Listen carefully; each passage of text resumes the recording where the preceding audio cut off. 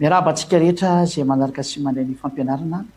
ny ambassadeur ny soasiadiana moa zao tokatrantsika larana faharoa ny fampianarantsika ny amin'izao fotoana izao izay mitondra ny lohateny hoe rava ny didifolo. Magnina moa ny rava ny didifolo, ina ny antony mahatonga an'izay a? Ny antony izay atao hoe na rava ny didifolo izay mihitsy no jerevantsika ny amin'ny tseny ho ity. Ho fampahafantarana ny olona rehetra ny hoe tena rava tokoa ve izy? Ny valiteny dia tena rava tokoa. Tena rava ny didifolo sy lana mosea. Meko antsika ny antony nahatonga an'izay hoe ina ny antony nahatonga azy vava fa tena rava izy. Meko antsika koa ny amin'ny farany a ny antony hoe anarava azy. Voalohany indrindra aloha ny amin'ny ten'Andriamanitra dia izany Yahosoa zany a dia tonga ampitambatra ny jiosy a sy ny jentilisa. Zay ilay hoe Andriamanitra ny jentilisa ihany izy dia hoe tsia fa Andriamanitra ny jiosy koa. Ane tonga izy ampitambatra ny jiosy a sy ny jentilisa. Zay teny izay dia hitantsika arikatra amin'ny soratra masina izay vasikely hoe Efesianina toko faharoa hoe ampitambatra ny jiosy sy ny jentilisa izy. Zay hoe famonjeko hatrany amin'ny farany tany jerevantsika teo a. Raha vakitsika amin'ny bokin'ny Efesianina toko faharoa dia amin'ny andininy fahaenina ambin'ny folo any jerevantsika dia iverina indray ny amin'ny teny lalàna Mose any hoe any amin'ny mpaminany hoe misy teny miteny an'izany ve any dia vakitsika ary. Dia vakitsika no andininy fadimy ambin'ny folo fa io ihany moa izy. Fa tao amin'ny nofo ny nandravan'ny fandrafiana dia ny lalàna nisy didina tao tandremana. Efa tonga saina zany tsika eto fa misy didiny ravanao a nefa tsika mety tsara fa tsy azo anapina ary tsy azo nisorana didy a nefa tsika eto mety hoe rava ny didy nandravana ny fandrafiana dia lalàna nisy didina tao tandremana mba anakambany antsika roa tao amin'ny tena ny olom-baovao iray ka anaovan'ny fihavanana. Eto zany dia misy fampihavanana eto a izy aleo ampihavanana izy aleo ampihavanana satria anaovan'ny fihavanana zany olona roa tota tsy miova tsy mitovy zany nefa no atambatra noho ny amin'ny tenany ho lasa olom-baovao iray. Zany ny sary mandeha ka raotany moa zany ataontsika sary vetivety zany zay dia tataka an'izao ny sary tsy maintsy asitsika sary kely zany azavatsara aminareo any tokantrano any a dia tahaka an'izao izy zany. Ty zany a ilay atao hoe zanak'Andriamanitra zany ty izy ty. Dia ty ny hazo fijaliana ty ataontsika menamena ity nampijaliana natonga azy nijaly io ny hazo fijaliana zany a dia tato amin'ity ilany ity zany a ny jiosy zany ty amin'ny sisiny eto ty. Ty ilay jiosy zany ty ny jiosy. Dia ato amin'ny ilany ato kosa ny ataontsika mangamanga ny jentilisa. Ty ny jentilisa JTL anaovantsika anaran'izy zany na jentilisa na hoe gentil GTL izy amin'ny teny frantsay. Dia reto olona roa reto zany a reto olona anankireto zany tena marina teo aloha niady ireo zay mahatonga ny teo misy dika hoe différent ity zany hoe miady ny dikan'izay mbola misy felikely moa izay miady ny dikany mifanipaka zany. Fa rehefa tonga amin'izay Yahosoa raha tsy teo zany Yahosoa dia mifanipaka ireo fa ny sary faharoa rehefa tonga amin'izay Yahosoa dia niavan'ireo a lasa ny fampitatana amin'izay zany ireo zao lasa ny fampitatana izy ty zany ny première ligne zany ty a ty fotsifotsy ty zany a ataontsika hoe niady izy tamin'ny voalohany. Ina nampiady anazy a dia meko anao mivalina fa ny didifolo sy lalàna poseny nampiady an'io didifolo nampiady ary ny tamin'ny faharoa kosany a izy nampiavana anazy a dia tamin'ity kosany a Yahosoa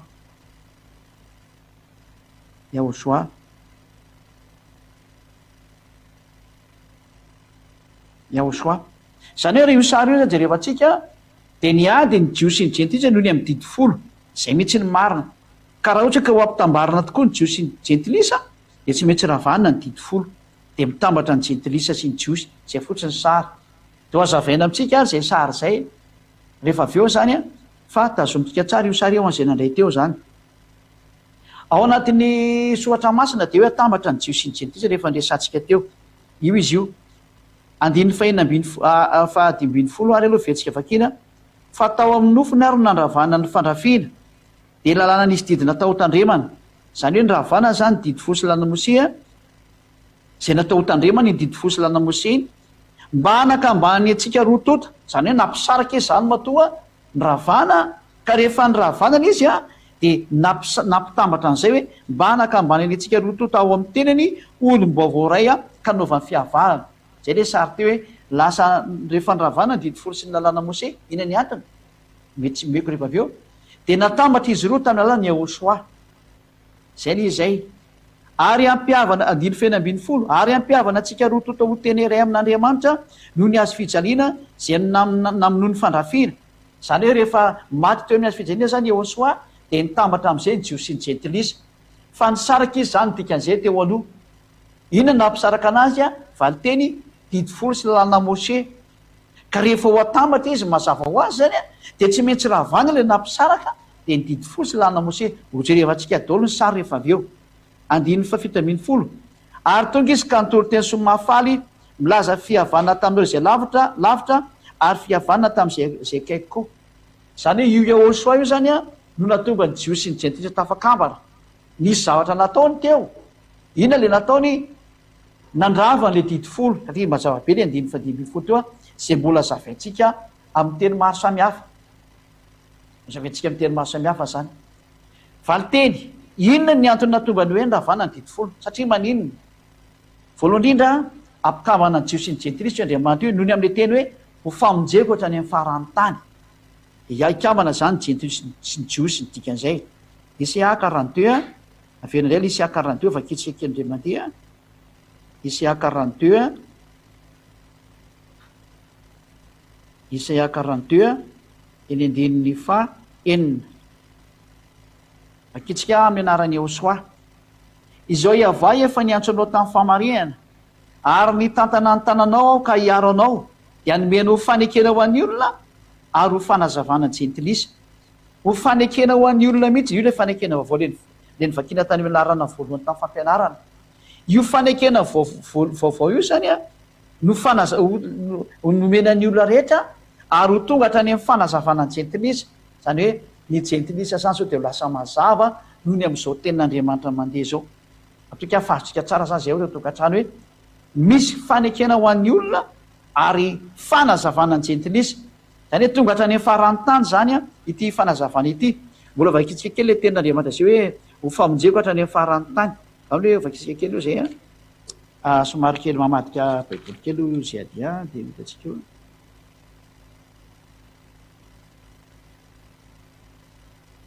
Isaia 49:6, Isaia 49:6 vakitsika kely indray zay Isaia 49:6. Mbola iverina eo ihany tsika zany ilazana amintsika hoe tena misy famonjena hatrany amin'ny faran'ny tany. Isaia 49:6 vakitsika voninahitra dada Iavasy Yehosoa. Eno izy mbola zavatra kely foana raha tonga mpanomboka hananitra ny firenena Jakoba ianao sy ampodiny Israely sisa voaro. Fa omeko fanazavana ny jentilisa koa ianao ary mba ho famonjeko hatrany amin'ny faran'ny tany. Tonga zany ny famonjena makany amin'ny jentilisa, fa tsy ho an'ny Israelina irery, fa ho tafakambana ny Jios sy ny jentilisa araka ny tenin'Andriamanitra hoe ho fanazavana ny jentilisa ary famonjeko hatrany amin'ny faran'ny tany ary ho fanekena ho an'ny olona rehetrarehetra. Tena zavatra mazava be zany. Ny olana nefa ny antsika rehetra tokantrano dia misy didy mampisaraka ny Jios sy ny jentilisa. Andaovaka antsika daholo ary ny didy mampisaraka ny Jios sy ny jentilisa, tsy inona zany didy zany fa ny didy folo sy ny lalàna Mose zay tsy azo sarahana. Ny didy folo sy lalàna Mose zay tsy azo sarahana mihitsy no mitondra ny fampisarana ny Jios sy ny jentilisa io. Andaovaka antsika ary raha ny ravana ilay izy, fa raha vao tsy rava io na ianao jentilisa io raha tsy afaka mivavaka amin'ny Andriamanitra io fa vao mainao mpanota, mpandika lalàna dia mpanota, dia vao tsy makany amin'ny farimy rehetra afy sy ny solofara. Andao antsika maka an'izay teny zay hoe naninona no nampisaraka ny Jios sy ny jentilisa ny didy folo sy lalàna Mose. Vakitsika eo amin'ny bokin'ny Exodosy 4:30 ny voalohany indrindra, dia manompo andininy 1:12 tsika mamaky. Vakitsika ho voninahitra dada Iavasy Yehosoa. Ty ara ny didy folo sy lalàna Mose zay milaza fa tsy mahazo miaraka ny Jios sy ny jentilisa. Ary ho lazaina amintsika koa fa rehefa nivakiana ara ny didy folo sy lalàna dia nirohana ny hafa firenena. Vakitsika daholo zany. tandremo zay andidiko an'io exodose 34 11 ka hatramin'ny 15 ino rehefa roako hiala eo anatrenao a ny amorita ny kananita ny etita ny perizita sy ny vita ary ny jebosita koa mitandrema fandraona ny fanekenina ampony eo amin'ny tany zay alenao ianao ka ho fandrika eo voanao zay io ary le teny io aza manao fanekenina amponiny eo amin'ny tany ilay didy folomena zanak'Israely zany a de misy teny ahon'izao anatin'io fanekena io hoe aza manao fifanarahana amponiny eo amin'ny tany andiny fahatelo ambin'ny folo fa raha vao ny altarany torotoroany tsangam-bato-tsampany ary jinjao ny aserahany zany le hoe tena poteo mihitsy ny momba anazy andiny fefatra ambin'ny folo fa tsy ankoko eo anatreny zay andriamanikafy ianao fa iavady e sary-piaro ianarany satria andriamanitra sary-piaro izy andiny fa dimy ambin'ny folo fandrao ianao no fanekenina amponiny eo amin'ny tany tsy mahazo manao fanekenina amponiny eo amin'ny tany tsy mahazo manao fiarahana amponiny eo amin'ny tany mazava ho azy zany fa vokatra io teny io a de mamono afafirenena ny zanak'Israely zay le izy zay le danger eo anatin'le didy folo zany zay fandrao ianao no fanekenina amponiny eo amin'ny tany ka hijangajangana araka ny andriamanitra sy amono zatra atao fanatitra ho any andriamanina izy ka dia sainao ka inona amin'ny fanatitrany aza manao fifanekena eo amponiny eo amin'ny tany so lasa manaonao foana ka na manaonao foana ianao na tsy manaonao foana efa namoaka adidy izy hoe aza manao fanekena eo amponiny eo amin'ny tany tsy mahazo manao fifanekena eo amponiny eo amin'ny tany zay mitandrema fandraonao fanekena amponiny eo amin'ny tany zay lenao ianao ka ho fandrika eo foanao zany efa didy mipetraka mihitsy ny eo andiny faharoa ambin'ny folo io hoe tsy azo atao mihitsy a ny zanak'Israely ny israelianina tsy mahazo mifanaraka amin'ny amerikanina na ny frantsay na ny anglisy na ny sinoa na ny afrikanina voarara zany efa tsika mahita am'izao tsika miteny zao mifanaraka tsara ny amerikanina sy ny frantsay sy ny israelianina mifanohitra amin'ny didy folo anie zany zany ny profa tsisy manaraka an'io didy itsony ny olombelo eto ambony tany efa samy miaraka manetsaketsaka an'io ary zany ny profa tsy maintsy ompiteny ty zao tontolo zao ty satria vo hitsakitsaka daholo ny teny rehetrarehetra io zay mahafinarinaritra ny olona ny tazominy rehefa tsy mahafinaritra anazy ialany fivavahana tsy mandeha amin'izy tsony fa ny anjarany sy adia de mamerionareo a iverinao amin'ny atsarana rehetrarehetra zay aloha ny voalohany zay fanaporofona hafaharoa azy noho ny am'izay teny zay a de nydidina mihitsy ny zanak'Israely andringana ny afa-firenena zany hoe raha teo akaikinanao tam'izany manao amerikana na frantsay na anglisy na sinoa malagasy nyvonoany zareo ianao ofakitsika ara ny tenin'Andriamanitra ka mibokyn'ny Deutéronomia toko fafito Deutéronomia toko fafito amin'nomboka andininy voalohany ka hatramin'izay mahafinaritra atsika eo Deutéronomia 7 andininy voalohany sy ny faharoa zay andiny voalohany sy ny faharoa Deutéronomia 7 a 1 ka hatramin'ny 2 rehefa entiny avandriamanitra ianao ka tafiditra any amin'ny tany zay efa idiranao olovany ary firenena maro no voaroaka ny ala eo alohananao dia ny etita sy ny girgasita sy ny amorita sy ny kanita sy ny perizita sy ny vita ary ny jebosita dia firenena fito lehibe sy maherono ianao ary raha teo zany ianao frantsay de efa maty ianao ary raha teo koa ianao amerikana de efa maty ianao ary raha teo koa ianao sinoa de maty ianao raha teo koa ny afrikana ianao afrikana maty koa ianao ary raha teo ianao japonais de efa maty koa ianao fa saingy ianao tsisy teo tam'izany fa zareo ny teo a fa nyvonon'Andriamanitra daholo de noho nge de firenena fito zay lehibe sy maherono ianao ka rehefa voatolotsy avandriamanitra eo anoloanao ireny ka resinao a de aringany mihitsy izy tena aringany mihitsy voanoho ny dikan'izany aza manao fanekena aminy verandray mandeha le teny aza manao fanekena aminy na mamindra fo aminy aza mamindra fo aminy mihitsy ny ianao andininy fahatelo apitsika fahatelo ary aza mifanambady anakaminy ny zanakao vavy tsy omena ho vadiny zanakao lahy ary ny zanavavy tsy ho vadiny ny zanakao lahy tatsika tsara am'izany fa tena hoe tsy mahazo mifampiraraha miafa-firenena zay ny ateo didy fosy lana mose tsy azo ekena mihitsy ny afa-firenena hifanambady na hiaraka amin'ny israelianina de tsika ny hoe zao tsika miteny zao firy ny israelianina hifanivady amin'ny afa-firenena vo hitsakitsaka io didin'Andriamanitra io ny dikan'izay rarina ho avy ny famononana olombelona rariny raha ho avy ny fanampitenana olombelona miomany ianao de toizatsika any le teny filmoa zany parantèse kely mbeko iny efa misy zava-doza am'ty tany ty fambatonga saina ianao de toizatsika am'izay ny teny hoe rehefa misy any zany fandringanana zany de tena misy ve ny tena fanesoana ny zanak'israely marina ny faniliana andreo hafa firenena reo de tena misy le izy raha vakitsika mihitsy ny hoe tena ringany mihitsy izy a misy bola boky kely zay vakitsika kely amy boky ny levitikio satria levitika izy toko fa roapolo no vakitsika kely amin'izay hoe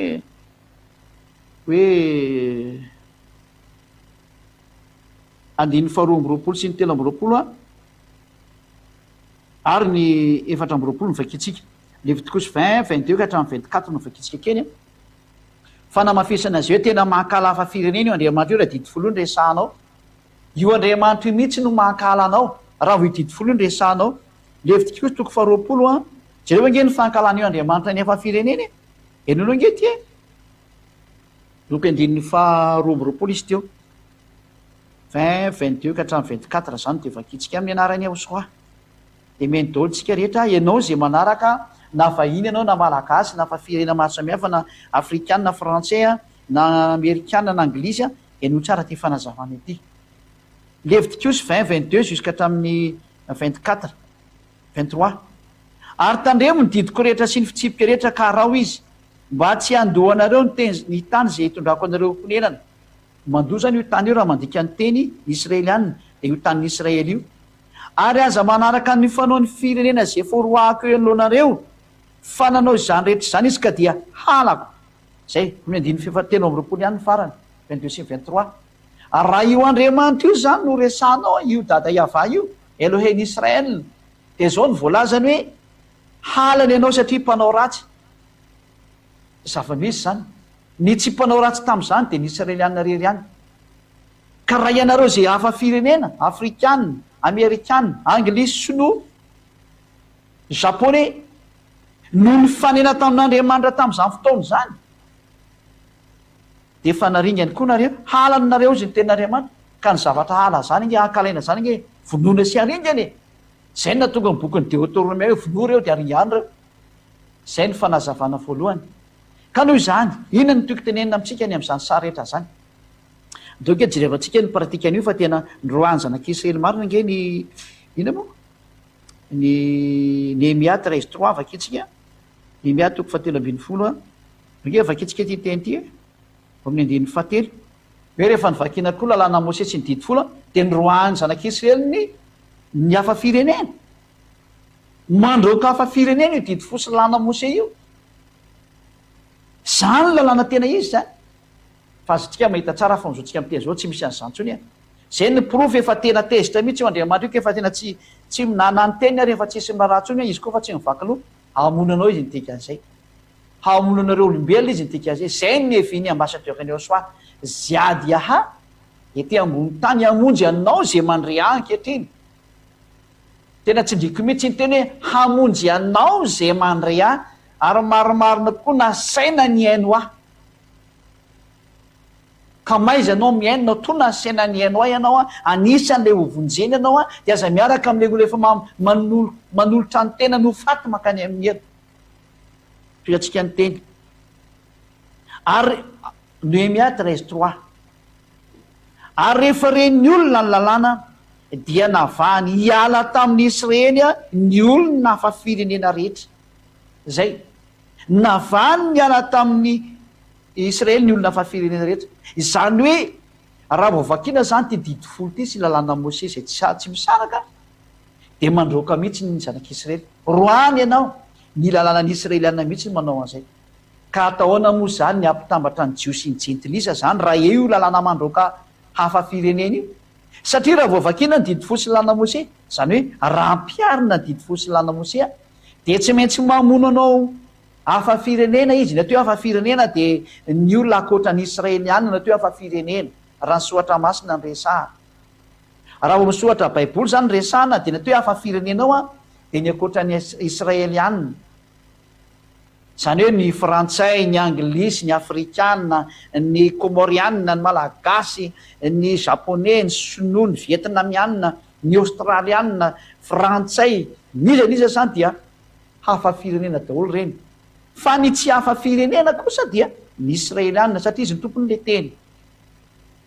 atahoana zany ny mampitambatra andreo satria raha vo mitazomina ny didy fo sy lalàna Mose de mandroka hafa firenena ny didifolo sy lalàna Mose voaroka reo ataona zany mampitambatra anazy iny le sary miaiky atsika hoe jereo am'izay nge le sary io le sary io raha voavakiana zany ny didifolo io hitatsika io a dia misaraka ny jiosy sy ny jentilisa raha vo io didifolo io de nataony Iosoa zany a novonona le didifolo teto am'ty azo fijaliana ty a nampiakarina teto am'ty azo fijaliana ty le didifolo ty le didifolo na lefa teto nampiakarina teto le didifolo de nyvonona teto le didifolo de nytambatra ny jiosy sy ny jentilisa io ambany io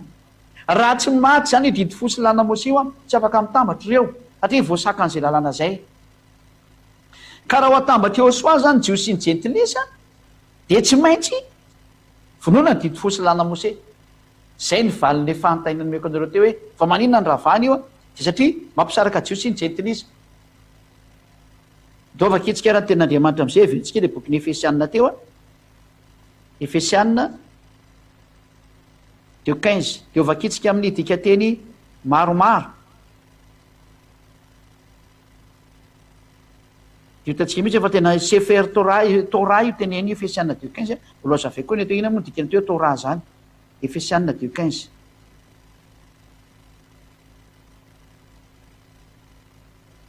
fa tao amin'ny nofony nandravan'ny fandrafiana de ny lalàna nisy didiny natao hotandremana mba hanakambany atsika rotota ao amin'ny tena ny olom-baovao raika anaovan'ny fihavanana zany hoe raha va atao amin'ny nofony Iosoa zany a ny didifolo sy lalàna Mose zay hoe nandravan'ny fandrafiana de andao zany de vakitsika izy eo amin'ny bokyny Sefer Torah ny jiosy ny atao hoe Sefer Torah de bokyny lalàna na le bokyny jiosy zany de ny soatra masina soratandreo jiosy hebreo reo a de tsika moa manana tena marina de voaka atsika ato izy a ty lay baiboly jiosy ty zany amin'ny teny hebreo amin'ny teny anglisy moa de zao ny titraty hoe the Aleph and Tau Mashiach means are for all mortals to repent and to fulfill zay moa zany solotrato a de tsika moa tsy de amaky an'izay fa le Efesianina 2:15 no vakitsika ity moa zany de baiboly hebreo le izy zany hoe itamashiach.com zany que Bible comme hébreu itamashiach.com zay zany izy zay zany ho an'ireo zay mamaky an'io a fa meko an'ireo ny anaran'izy teo a afeko indray mandeha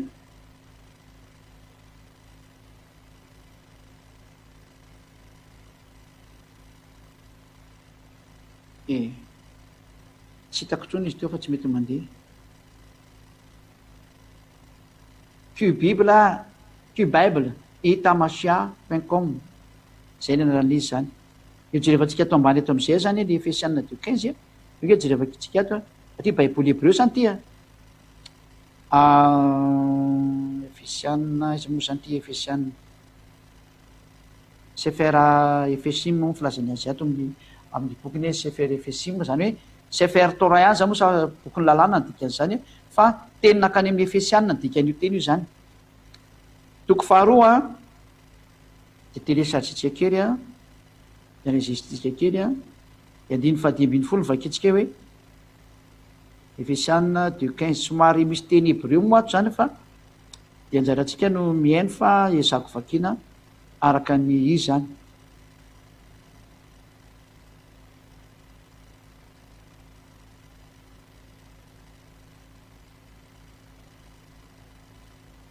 io zany le teny hebreo io hitatsika io reo lavabe reo teny hebreo a reo a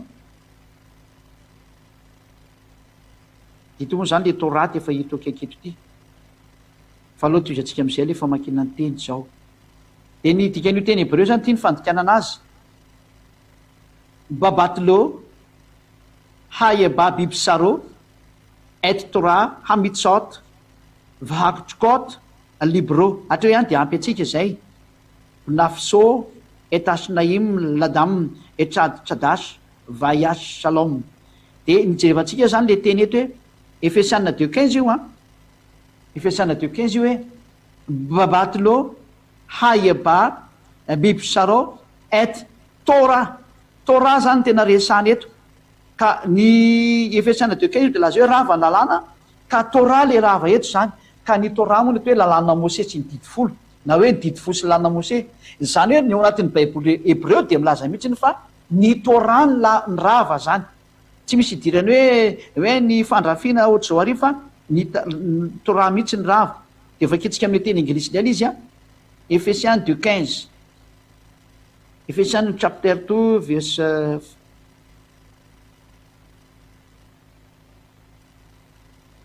15 voilà by abolishing in his flesh the hostility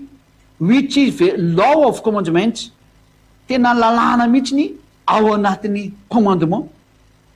nefa antsika milavo voany jerevantsika tamin'ny fampianarana tao amin'ny numéro 1 fa tsy azo anao ampiana tsy azo any esorana ny didy folo sy lalàna Mose fa boky ray no misy anio a dia tsy azo anao ampiana tsy azo any esorana tsy misy an'izany hoe ity lalàna ty anasorana atao tsy azo atao zany tsy isy atao hoe ity lalàna ty anampiana kely ao tsy azo atao an'izany hoe didy folo sy lalàna Mose io fa tsy azo anao ampiana io a ka tsy azo any esorana ihany koa fa ny voalaza ato zany dia hoe lalàna mihitsiny a la loi des commandements mihitsiny a no ny ravana kina zany raha tsy ny tena ny fotobeny mihitsiny a dia ny didy folo sy lalàna Mose zay natonga ny tena Andriamanitra voalaza mihitsiny ato araka voalaza ato hoe torate et torate zany hoe Torah mihitsy no rava araka ny Ephésiens 2:15 lova kitsika eo fa Ephésiens 2:15 misy an'io a so nareo miteny hoe hafa io Ephésiens 2:15 io a doka avakiko ny ato ambony ato hoe bokin'ny Ephésiens ato so nareo miteny hoe tsy izy io Sefer Ephésiens chapter 2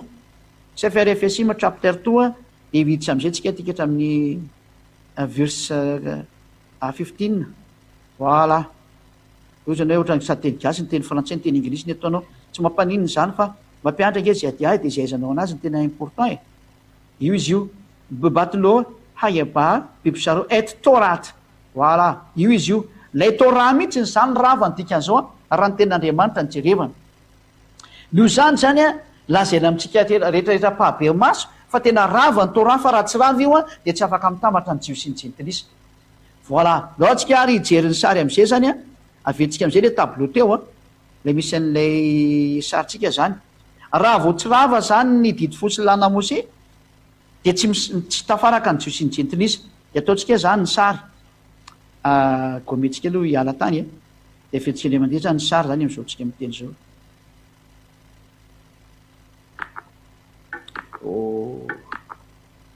asa misy kisarisary indray mivoaka ry teknisianina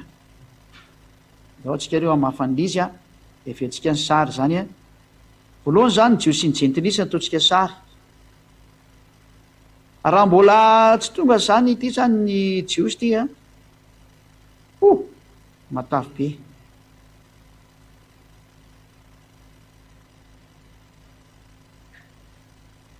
ataontsika zany izy a ty zany ny jios ty juif zany io a dia ty a ny jentilisa ataontsika mangamanga ty zany izy a ty zany ny jentilisa gentile dia ny ady reo a dia ny didy folo mihitsy ny nampiady any zareo ty ny didy folo ty leo ataontsika somary mazavazava le izy voilà ty ny didy folo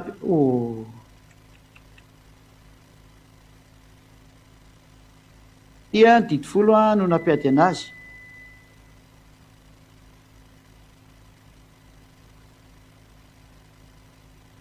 dia 10 commandement 10 commandement izy amin'ny anglisy zany io a no nampiady ny jios sy ny jentilisa zany hoe ny relation entre juif sy ny jentilisa zany tamin'ny fotoana io a tena coupé tanteraka zay ny dikan'io relation tato zany a zany hoe ny fifandraisan'ny jios sy ny jentilisa zany a tena barazy be mihitsiny barazy mihitsiny ta dia tena ataontsika matavitavy ta dia tena hoe tapaka mihitsy zany iny tapaka mihitsiny coupé noho ny amin'ny didy folo a tsy mifandray mihitsy ny jios sy ny jentilisa sary voalohany ty zany première schéma zany ty ohatsika hoe numéro 1 ty zany numéro 1 ty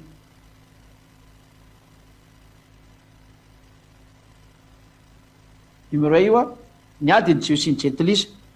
numéro 2 ndray ahoana ny sary numéro 2 ndray ny sary ohatra ny ahoana ny sary indray nitranga tamin'ny numéro 2 nyvonoany eo soato eo ambony hazo fijaliana nina moa ny didy folo sy ny lana mose petraka am'izay zany ny hazo fijaliana eto a ty ny hazo fijaliana lasa de ny antona teo Yahosoa zany tsy hitatsika hoe ty Yahosoa ty ny antona teo Yahosoa ty Yahosoa ny antona teo a io Yahosoa ny antona teo zany io menamena kely io tina atao hoe Yahosoa ary Yahosoa ny nandravan'io fa tsy Jesosy zany tsy nandravan'io zany tsady tsy mahay an'izany izy Yahosoa ny nandravan'io a de rava teto ny didy folo sy lana Mose fotika teo le ty maromaron ty zany nifantsika teo atao kely izy ty zany didy folo sy lana Mose ty a iny soratra iny a de ny vonoany Yahosoa teo a ataotsika croix menamena ataotsika croix menamena mihitsy izy a de rehefa ny vonoana zany ty didy folo sy lana Mose ty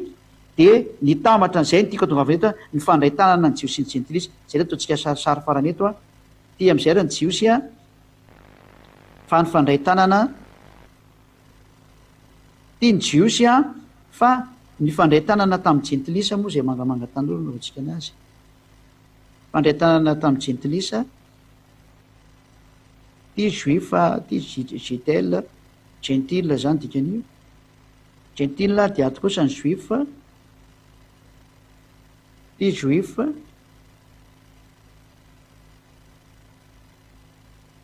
de ny fandray tanana zareo ataotsika misy anina fo mavo be mafandray tanana anazy a io ny mifankatiavany zareo a de ny fandray tanana izy roa io ny tanana fanifandray de sitsika tsoratra hoe ok tika le ok zany de ny fandray tanana zareo a saraka tsara ny sary zay zany hoe vokatsy le didy folo rava de ny fandray tanana ny jiosy ny gentilisa io le hoe Efesianina 2:15 de ny vakitsika teo Efesianina 2:15 io zany ny sary omenatsika hoe raha tsy teo zany ny Yahosoa nandravany didy folo sy lana Mose de tsy nitambatra ny jiosy ny gentilisa zay na tonga ny ten'Andriamanitra ny Hébreu 7:15 ihany koa hoe manina moa 7:19 hoe rava ny didy folo sy lana Mose donc vaka atsika zay ten'Andriamanitra zay Hébreu 7 a amin'ny teny frantsay Hébreu 7 a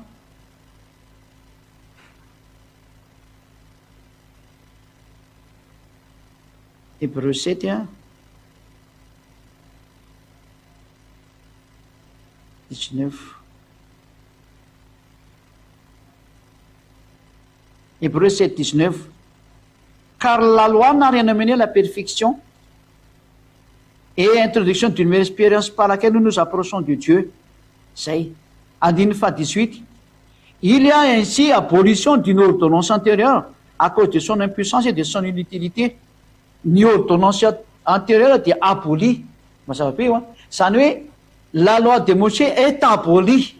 zay ny dikan'io zany ohatsika zay tsy maraka tsara an'le teny a la loi de Mose est aboli les 10 commandements sont abolis voilà Hébreu 7:18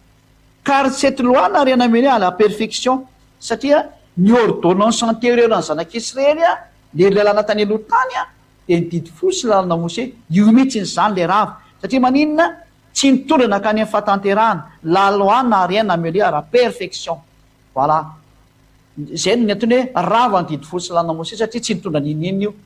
ten'Andriamanitra anankiroa be zao manambara fa tena rava izy a io ny vakitsika teo izay zay moa zany ny fanazavana de ozy nareo hoe misy olo amin'ny teny hoe ny famorana no nampiady ny jiosy ny gentilisa valy ny diso zao no mahadiso anazy satria tamin'ny andro ny iza moa tamin'ny andro ny anina de niara sakafo ny ina mo ny jiosy ny gentilisa any amin'ny Genesis toko fahafilo moa izy dasy kely ho jerevako kely Genesis a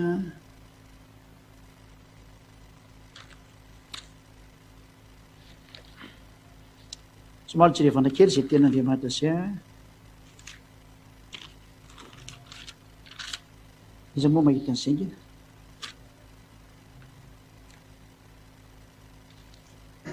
atika hatramin'ny Genesis 24 izy iny da zay kely jerentsika dia nanao fanasana Genesis toko fahenina amby roapolo avakitsika minomboka amin'ny andininy fahavalo a dia toizatsika fahavalo sy ny fahasivy a dia toizatsika ary amin'ny andininy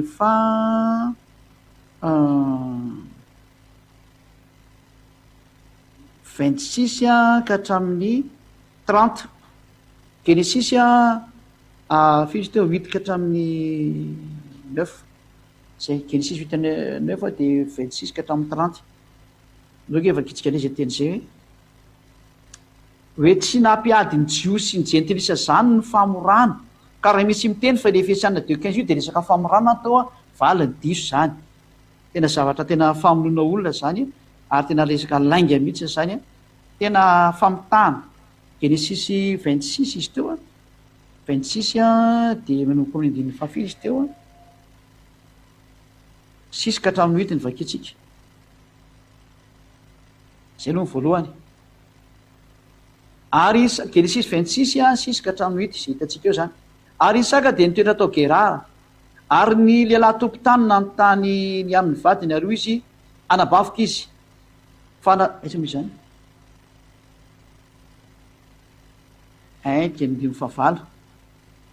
fanatahotra ny laza hoe vadiko izy fandao hoy izy hamono any lehilahy tompo-tany no Rebeka satria tsara tarehy loatra Rebeka ka rehefa nitoetra ela teo izy dia nitsirika teo ambaravarakely Abimeleka mpanjakan'ny Filistina ka nahita fa indro Isaka nisangy tamin'ny Rebeka vadiny zany Abimeleka zany dia hitantsika eto fa mpanjakan'ny Filistina io mivandravandra be io zany hoe manana ny toerana amizay izy fa mpanjaka inona zavatra nitranga ary amin'ny fahenina amby roapolo arivo vakitsika indray a fa niarana nanao fifanekena fiarana amin'ny sakafo tamin'ny iza moa andiny favalo amby roapolo mivaketsika fa sivy roapolo ary izy ireo Genesis 26 28 ka hatramin'ny 29 efa hitanay marimarina kokoa fa momba anao Iavà Abimeleka io no miteny a ka dia hoy izahay aoka samy anao fianny any isika dia izay sy anao ary aoka izay anao fanekena aminao fa tsy anisy andiny fa sivy roapolo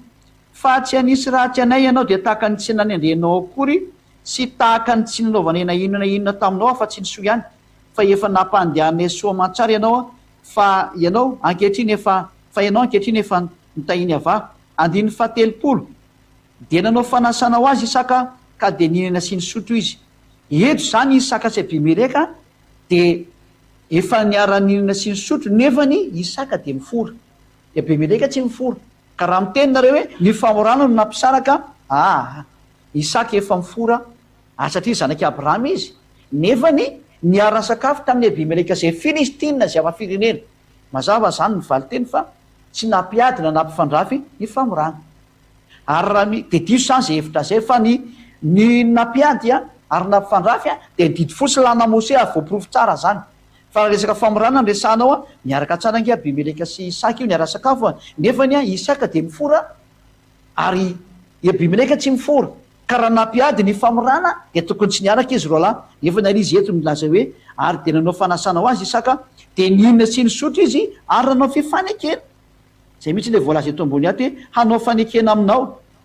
dia natao moa le izy amin'ny andiny favalo amby roapolo hoe ary aoko zay hanao fanekena aminao dia zay dia rehefa vita le fanekena dia nanao firamo-sakafo ro zareo porofo fa tsy nampiady ny ino moa ny famorana ary raha misy miteny hoe any ady zareo satria tsy mifampiditra trano ka izay le lalàny Mose le resako taminareo hoe aringany reo dia zay le mahatonga tsy mifampiditra trano lalàna Mose no natonga an'izany zay le hoe ka izany le misy an'le hoe Cornelio dia hoe tsy mahazo mifampiditra trano dia zay no mahatonga anazy nisaraka tsy nifandray lalàna Mose zany zay no fanaporofona fa tena lalàna Mose no nampiady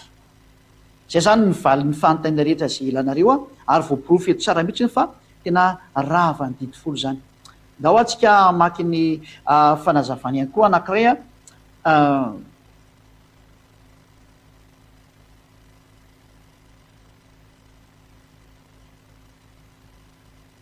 misy tenin'Andriamanitra ozy izy ny olona hoe mahafoana lalàna amin'ny finoana ve hotsika sa de hoe sanatria zany ka hoana zany no raha vanle didy fosy lalàna Mose nefa hoe mahafoana lalàna amin'ny finoana ve tsika de hoe sanatria zany fa vao miay mampiorina azy tsika izany teny zany de tsy midika akory fa hoe foana lalàna hoe raha mihitsy ny finoana de rava ny didy folo tsy izay mihitsy ny izy fa ny fisin'le didy folo mahafaty mihitsiny a no mampiorina an'ilay Yahosoa izay inona satria Yahosoa lay inona ka rehefa mahafaty le didy folo ena mahatonga anazy mahafaty satria tsisy mahatandrina an'io azay namonoana Yahosoa anazy moa mampiady any Jiosy ny Jantilisa de ny vonoan'Andriamanitra zay moa ny tena antony namonoana anazy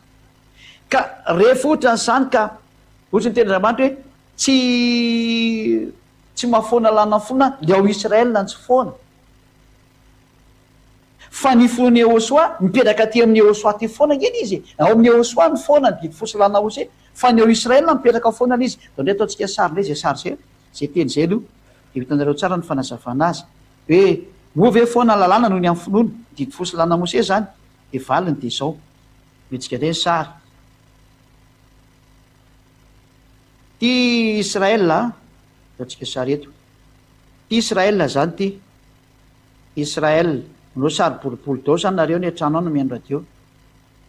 de io Israel ao anatin'io Israel io ny didy folo efa mipetraka ao anatin'io ary tsy za kory nanalany tao mbola ao io mandrak'androany eny zareo ao didy folo io fa rehefa hiaraka amin'ny Yahosoa ianao vao mialamy io zay ny teneniko taminao kosa zay ty ny didy folo ty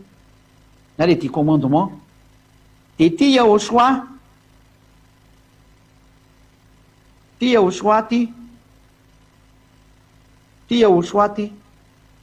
kosa ny Yahosoa ty zany aty amin'ny lanitry Yahosoa aty amin'ny le ciel des cieux hoe lanitry Yahosoa raha ny olona raha ohatra zany misy olona ty zany le jitel zany ty zany le jitel ty de amonjy ny tenany na jiosy ty zao ny jitel zany rehefa te vonjena de tsy maka ty Israel izy ko hitandrana didy folo non tany de vonoatsika iny tsy mety satria tsy natokana ao anao iny vonony ty fa izy kosa zany rehefa teo vonjena de makany amin'ny lanitra makany amin'ny Yahosoa izy de iny lalana zany maka ty izy zay ary raha jiosy koa de ohatr'izay koa ny jiosy sady atao keto misary ty indray ny jiosy ty raha ny jiosy koa ny teo vonjena ity izy ty de tsy mitandrina didy folo koa izy non tsy maka ty mihitsy izy zany tsy makany amin'ny fitandremana didy folo izy vonotsika amin'ty baraingo menamena ty barazy menamena ty mihitsy non tsy makany izy fa maka ty amin'ny Yahosoa izy ny mety zay tany de makany amin'ny Yahosoa izy makany amin'ny lanitra iny hoe lalànany Yahosoa no arahany LY no arahany lalànany Yahosoa de ozy le fantena hoe moa mahafoana ny lalàna amin'ny finoana ve tsika de hoe sanatria zany fa mampiorina azy tsara tsika ina mahatonga an'izany ka le didy folo nge le mahafaty ny tenako anao teo raha jentilisa ny resany mamono jentilisa io mahatonga ny jentilisa to tafaraka amin'Andriamanitra fa hoe vonoa ny jentilisa ka zavatra mamono anao ve no andeha ho arahanao de nohony amin'le didy folo mamono mihitsiny natonga n'Andriamanitra hoe tsy foanana io fa velao io ao fa vao miampiorenina tsara fa mamono ka nohony amin'izy mamono de asiana ny sauveur ety mpamonjy Yahosoa ka ndana makany amin'ny Yahosoa daholo nareo zany hoe Yahosoa zany le mitovy amin'le sarin'ny pompier hoe mirehitra ny trano misy danger de ndana tsy pompier de ndana manatona pompier de avotry nareo ka rehefa tsy mety manatona pompier anao de maty eo anao sady may ny tranonao satria le pompier le mitondra le sady mitoraka an'le rano izy no mandefa le tohatra hamonjy anao de anjaranao misaoty mamonjy an'le tohatra tsy haiko nazonareo tsy azonareo de zay ny tenin'Andriamanitra hoe tsy mahafoana ina dika le tsy mahafoana mandrak'androany tsisy nanafoana an'io ao Israel io de mbola ao foana mandrak'androany asiko any tsipika iny tsy foana mihitsy ny ao Israel na misy ary Yahosoa zay inona tsy mahafoana ny noho ny amin'ny fonany Yahosoa de tsy foana ny didy folo satria maninona lasa tsy mitombona koa nge ny fisiny Yahosoa raha mahavelona ny didy folo atao inona raha moa zany ny ohatra atao inona ny pompier ohatra ka tsy mirehitra ny trano tsy ilaina nge le pompier fa matoa ilaina ny pompier misy trano mirehitra ao de misy olona tokony avotanao ivoaka tao de ilaina ny pompier mandefa tohatra sy mitify tamin'ny rano de ohatran'izay koa tsy ilaina mihitsy ny Yahosoa raha ohatra ka tsy maty ny olona mididy folo io ka raha vao ohatrany hoe tsy mahafaty ny didi folo de tsy misy lavana ny Yehosoa kanefa hitantsika fa tena maty mihitsy ny jentrisy hatratra io didi folo e ary tsy afaka mitambatra ny jiosy ny jentrisy ka noho ny amizy mamondy jentrisy satria de zay le hoe tsy foanana mihitsy io didi folo io fa noho ny am'io didi folo io mihitsy ny antony natongavany Yehosoa hamonjy an'le olona hiala am'le didi folo satria raha mipetraka ny didi folo de miady ny jiosy ny jentrisy noho izany tsy mety mihitsiny ny anafoahana ny didi folo ao Israel fa raha zany dia tsy mitombona ny eo amin'ny Yehosoa tsy mitombona ny fisiany Yehosoa fa ny ao amin'ny Yehosoa tsy misy didi folo zay no izy zay de averiko tsara ny teniko hoe moa mahafoana ny didi folo ve nifonany Yehosoa de hoe sanatria zany ny antony sanatria de zao hoe tsy foanina mihitsy ny didi folo ao Israel satria io le mamono ka rehefa te andositra anao tsy ho faty de dana manaton'ny Yehosoa fa raha tsy mahafaty eo de tsisy tokony anatonana ny Yehosoa fa noho ny amizy mahafaty de ndana manatona ny Yehosoa de zay la hoe raha ataon'ny Yehosoa indray tsy misy tokony tsy misy tokony andehananao amin'ny Yehosoa raha ohatra ka tsy mahafaty ny didi folo afatitsika indray izy fa matoanao manatona ny Yehosoa misy mamono anao ina le mamono anao ny didi folo sy lana Mose noho zany manatona ny Yehosoa noho zany ilaina ny didi folo ilaina Yehosoa noho zany ilaina Yehosoa ilaina ny didi folo ny didi folo aizy any amin'ny Israel ilaina mipetraka rehefa teo vonjena aza manatona an'iny Yehosoa kosa ny ilaina amonjy ny olona andositra an'le didi folo manatona ny Yehosoa ny amin'ny lanitra zay ny valin'le hoe tsy mahafoana ny didi folo ny fonany Yehosoa fa vao me mampiorina tsara satria maninona io no milaza fa misy mamono anao ao de ny didi folo ka andana mandositra ny amin'ny Yehosoa ny dikan'izay zany ny valiny de matoky vavarentsika etra ny tokantrano ny famarina ny teny de ndatsika hiditra amin'ny araka ny tenin'Andriamanitra sy tonga andrava ary tsy anafoana ny amin'ny lalàna sy ny maro samihafa le Matthieu 5:17-18 indray io hoe tsy tonga andrava fanatanteraka ny dikan'izay teny zay de zao mbola vetsika indray le sary io zao ny sary ny didi folo sy lana Mose de napetraka ao Israel io tsy ny ravana fa ato amin'ny Yehosoa tsy misy didi folo sy lana Mose ato zany ny interdio ataontsika ato zany ny sary ato amin'ny Yehosoa tsy misy didi folo sy lana Mose zay apetraka tsara ato zany ty zany le didi folo sy lana Mose ataoko sary aty de io ny foana ato amin'ny Yehosoa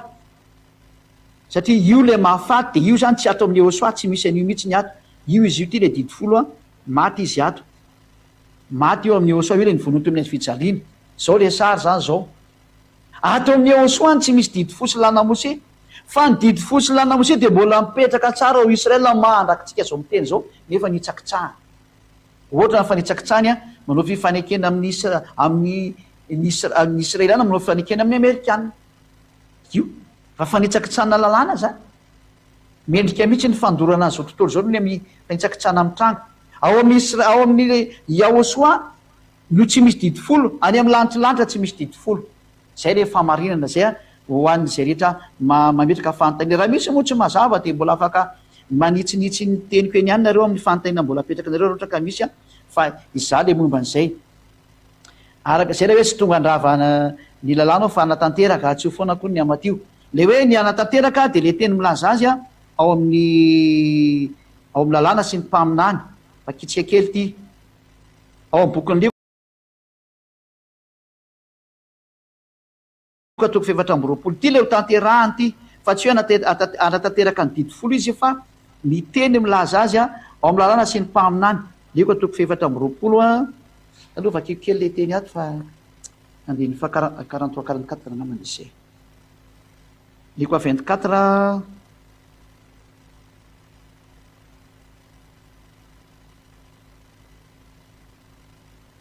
le koa 24-44 ity le tsy maintsy ho tanterahana de io izy taminy izao ny teniko zay nolazaiko taminareo fony mbola atao aminareo fa tsy maintsy ho tanteraka zay rehetra nano ratana teo amin'ny lalàna Mose sy ny mpaminany ary ny salama ny ho tanterahany Yehosoa zany de le teny milaza azy teo amin'ny lalàna Mose tahaka hoe tsisy tapahana ny taolako sy ny mpaminany za zany teraka ao atsika reny le hoe teraka ao Betlehema manjoty izy reny le izy ary ny salama ary ao amin'ny salama le hoe ary ny akanjoko de nanaovana filokana ka de zay nanaovana filokana ny akanjony zany zay le teny milaza anazy ao amin'ny lalana Mose. Raha ao amin'ny lalana Mose moa dia nivoaka tao koa ny anarany. Zay taony ny voanarany hoe Yahosoa avy eo amin'ny lalana Mose. Ao ny teny milaza azy. Zany hoe le teny milaza azy dia nivoan'ny anarany ao amin'ny lalàna ary hoe tsisy tapahana ny taolany. Ao amin'ny mpaminany le hoe naterahany sy momba azy hoe Betlehem Joda izy ny teraka tsy ny maro samihafa ary hoe nisy feo tao rama rely ny tomaniny zanany reny ary ny salamo ary hoe nanaovany filokana ny akanjo.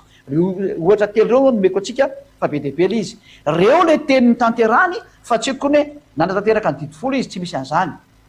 Tsy misy Yahosoa nanatanteraka ny didifolo zany le zanak'Andriamanitra tsy misy zany. Fa ny teny milaza azy amin'ireo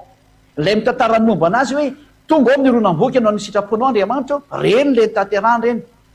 araka ny bokin'ny salamo hoe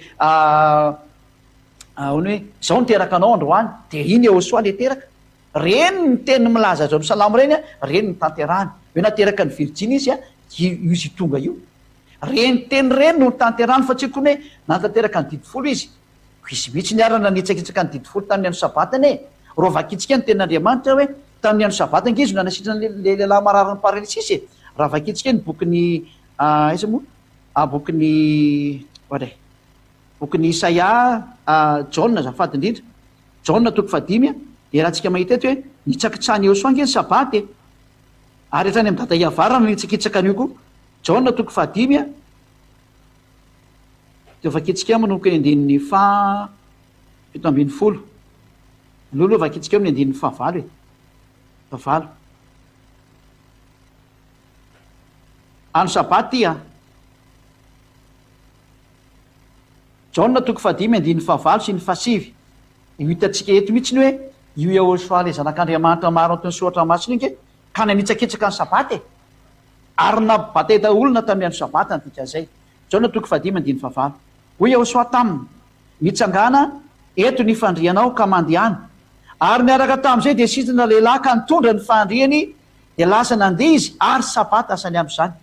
Ny bata entana tamin'ny andro sabata zay fady indrindra ity lehilahy ty ary Yahosoa no nampibata anazy. Zany hoe naniraka olona nanao foana Yahosoa raha amin'izany hevitra zany ohatra ka nitandrina sabata izy. Nefany izany no midika fa tsy mitandrina sabata izy tsy ao anatin'le fanakena didifolo izy ny dikan'izay. Ary mbola mafitsika indray ny reny 7 fa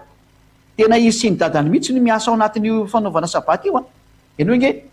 Jaona 5:17 fa Yahosoa namaly azy hoe niraiko miasa mandraka ankehitriny ary za koa miasa zay. Eto zany ny tena marina ny tena Andriamanitra dia miteny mihitsy ny hoe dada iavasy Yahosoa dia miasa amin'ny andro sabata. Mazava be io teny satria tamin'ny andro sabata no nanasitrany an'le lehilahy. Ary hita marina fa tena tsy mitandrina sabata izy eo ny dikan'izay. Mahitsy be le teny. Tsy hoe nivana zany sabata aiza koa misy didy miteny azy vana iny nga tsy le teny hoe tsy azo anampina tsy azo any esorana.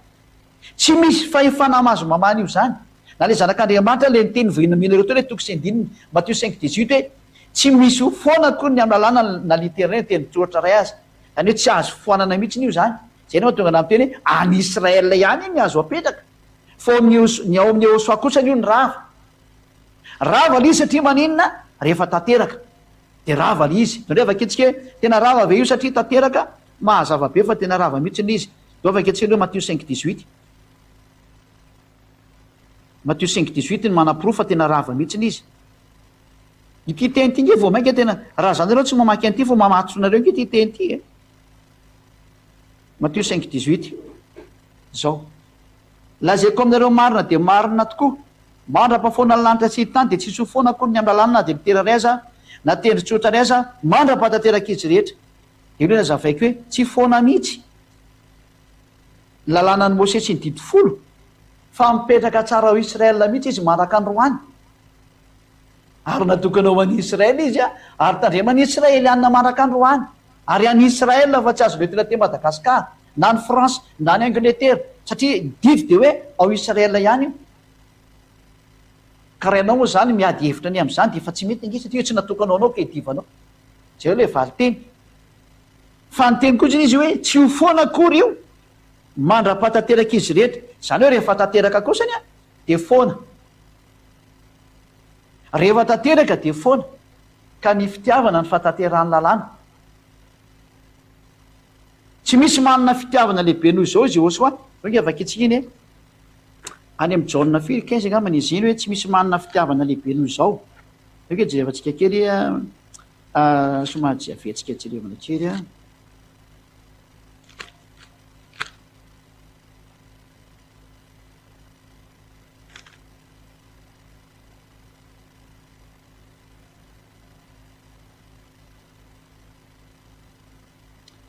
Jauna 15:13 no vakitsika zany ao anatin'ny baibolinareo jauna 15:13 hoe tsy misy manana fitiavana lehibe noho izao dia mamonjy ny sakaizany. Zay mamonjy ny sakaizany zany. Jauna 15:13 zao mbola nysoatra masina zany. Tsy misy manana fitiavana lehibe noho izao dia ny manolotra ny ainy hamonjy ny sakaizany. Ka Yahosoa tena nanolotra ny ainy hamonjy ny mpanota mihitsy ny aza fa tsy dia sakaizany tsony. Mety mahavita mamonjy ny olona ihany ny olona anankiray namany, fa tsy misy tsy olona mahavita mamonjy mpanota zany mpanao ratsy. Atratsy possible zany. Nefa io zanak'Andriamanitra io tena namonjy olona mpanao ratsy. Zany no tena manana fitiavana zany. Ka raha vao Yahosoa manana fitiavana dia foana zany lalàna dikan'izay eo aminazy. Romanina toko fahatratsy romanina firy izy iny. Romanina 13 romanina 13 firy. Koa dia ny fitiavana no fahaterahan'ny lalàna. Romanina 13:10 angambany izy ity romanina 13:10 eo vakitsiny ireny. Romanina 13:10 ko Yahosoa nanana le fitiavana dia foana zany izy noho ny amin'ny Yahosoa reo olona ka dia mampaheranareo fa tena zay izy io foana le izy. Romana tena tsy foana zany io foana le izy rehefa tanteraka. Yahosoa natanteraka an'le fitiavana vakio tsara ity. Ny fitiavana tsy Romanina 13:10 ny fitiavana tsy manisy ratsy ny namana koa ny di fitiavana ny fatanterahany lalàna. Ka rehefa tanteraka zany le fitiavana rehefa tanteraka ny lalàna zay hoe satria mandra-patanteraka izy rehetra zany hoe ny fanatanterahana lalàna zany dia fitiavana. Ka rehefa nitanterahany Yahosoa le fitiavana tamin'izy niadina teo amin'ny hazo fijaliana namoy ny ainony aminao dia foana ny didifolo satria tanteraka amin'izay izy nidikan'izay.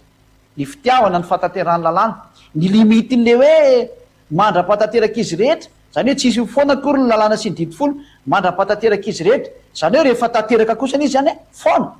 Ka tsy nisy natanteraka an'io raha tsy tao amin'ny Yahosoa satria tamin'le fitiavana ny fitiavana ny fatanterahany lalàna ka Yahosoa navita nanolotra ny ainy hamonjy ny olona dia Yahosoa zany no tena tompon'ny fitiavana. Ka rehefa tonga Yahosoa maty teo amin'ny fijaliana iny no tena fatanterahana lalàna dia foana ny didifolo ny dikan'izay noho ny amin'ny ataon'ny Yahosoa ravo automatika izy.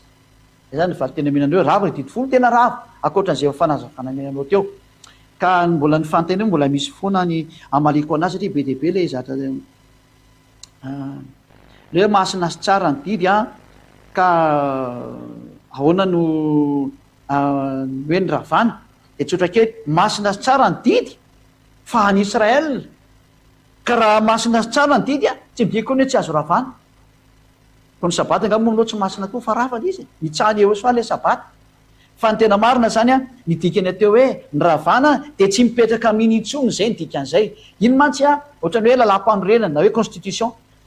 natokana ho an'ny Jiosy iny. Ka rehefa natokana ho an'ny Jiosy iny dia tsy idiranao malagasy. Ka nametraka constitution voalohany Andriamanitra dia didifosy lana Mose. Nametraka constitution faharoa indray Andriamanitra Elohei na Elohim dia Yahosoa miaraka amin'ny lalàna tsy ny didiny Yahosoa. Dia anjaranao zany misafidy hipetraka amin'ny constitution tao aloha ianao zany constitution vaovao amin'ny Yahosoa fa zao no nataon'Andriamanitra no ravany le constitution taloha mametra ny an'le vaovao. Ohatran'ny hoe ny olombelona zao manao référendum rehefa hiala amin'ny le constitution voalohany ao dia manao référendum mahitsynao amin'ny constitution faharoa. Ka rehefa tafapetraka constitution faharoa dia rava ny constitution voalohany tsy mandeha tsony iny ohatry zany io. Ny constitution voalohany dia ny didifosy lana Mose. Ametraka ny constitution faharoa Andriamanitra dia tsy maintsy ravany io vao mipetraka ty constitution faharoa ty satria ny mitondra le constitution faharoa dia Yahosoa miaraka amin'ny lalànan'ny Yahosoa. Ka mba ahafahan'le constitution faharoa mipetraka dia tsy maintsy ravana ny constitution voalohany. Ary nina ny ravana azy dia Yahosoa ihany. Ary nisy motif izy matony ravany io. Efa nazavaiko teo le motif hoe zao ny antony nandravana azy. Ka tsy le koa le masina sy tsara noho ny ravana fa le constitution mihitsy noho ny ravana tsy mipetraka tsony iny esoron'Andriamanitra iny ravan'Andriamanitra iny ko ny adalàn'le Jiosy mbola mitazona iny iny tena rava. Zareo no te hipetraka ao anatin'io fa Yahosoa fa namonjy izy tsy te hiditra ny tena marina.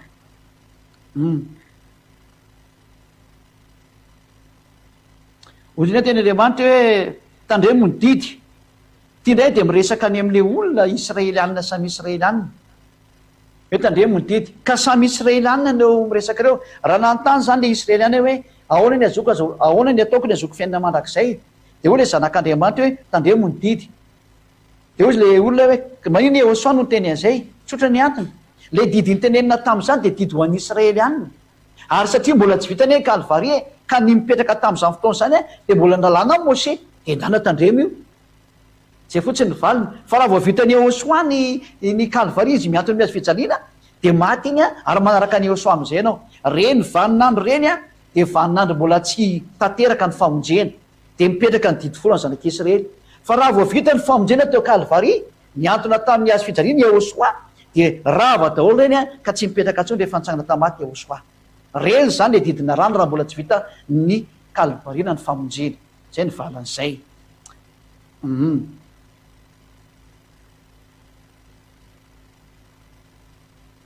raha ny zanak'andriamanitra miteny hoe tandremo ny didy dia mbola araka lazaiko teo hoe raha mbola tsy vita kalvaria dia mitandrina an'io zareo tandremo io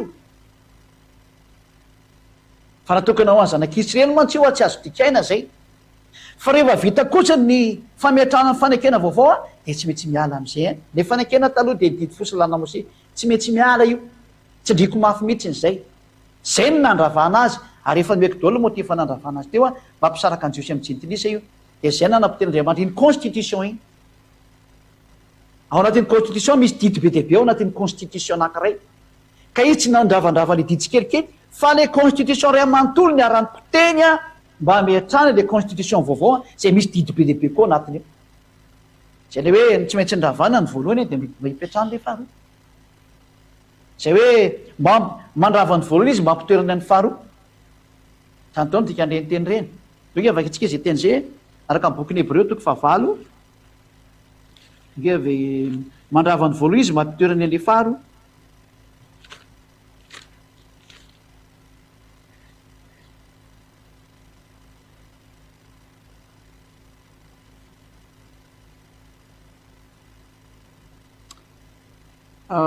Hébreo toko 9 vakitsika amin'ny andiny 7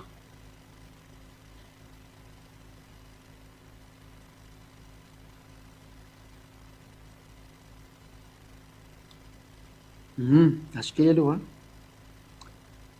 Hébreo toko 9 vakitsika aloha Hébreo toko 9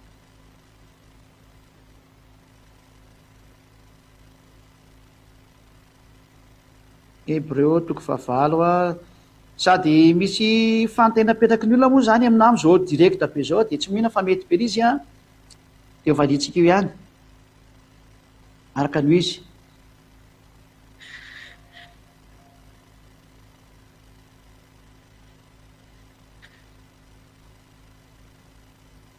Hébreo toko 9 dia manoko amin'ny andininy 7 moa zany Hébreo toko 9 dia vakitsika ery amin'ny akanjo reo manaraka daholo manoko andininy 9 no vakitsika zany aloha andiny 7 aloha Hébreo toko 9 andiny 7 fa raha tsy nanantsiny zany fanekena voalohany zany dia tsy mba nisy fitoerana notadiavana ho an'ny faharoa nisy tsiny zany le didy fosilana Moshe reny le zazavaiko amin'ireo reny le tsininy hoe tsy natanteraka na inona na mpanotany olona tena marina le izy fa ny atao amin'ny Yehosoa kosa efa meko sady ny valiny fa tsy manoteny tsozy atao amin'ny Yehosoa aloha dia efa meko anao zay lesona manaraka zay any mety any amin'ny fahefatra na fahadimy any zay fa manome tsininy olo izy ka manao hoe indro avy ny andro iavazy anao fanekena vaovao amin'ny tanànak'Esehatra iny tanànak'Joda nefa tsy araka ny fanekena ataoko tamin'ny razany tamin'ny andro tanako azy mitondra azy tany voaka avy tany Egypta fa izy ireny tsy nitoetra tamin'ny fanekeko ary za kosa dia tsy nitandrina azy ho iava andiny 10 fa izao ny fanekena ataoko tamin'ny tanànak'Israely rehefa afaka zany andro zany ho iava dia ataoko an-tsainy lalako sady oska ataoko am-poly ary zao andriamaniny ary izy oriko zay ary samy tsy ampianatra ny namany sy ny rahalany avy izy ka anao hoe mahalalana Andriamanitra dia iava zany fa samy alala avokoa izy rehetrarehetra hatreto aloha dia tsy misy olona hoe mitandrina didy fo dia lasa mahafantatra an'Andriamanitra hatramin'ny fony raha mahafantatra an'Andriamanitra aloha dia tsy mpanao teny intsony zay ny tena mahafantatra an'Andriamanitra eto nefa ny teny hoe mahalalan'Andriamanitra, ka ny olona mahalalan'Andriamanitra zany dia tsy manota intsony. Zay izy zay mazava zany fa tsy didifolo io resahany io hatramin'ny kely indrindra ka hatramin'ny lehibe indrindra. Fa mindra fo amin'ny tsy famarihana io ary tsy hotrarovaka intsony ny fahotany. Ary amin'ny anaovany hoe vaovao dia nataony fa efa ela ny voalohany, fa izay tratra ela dia fa manina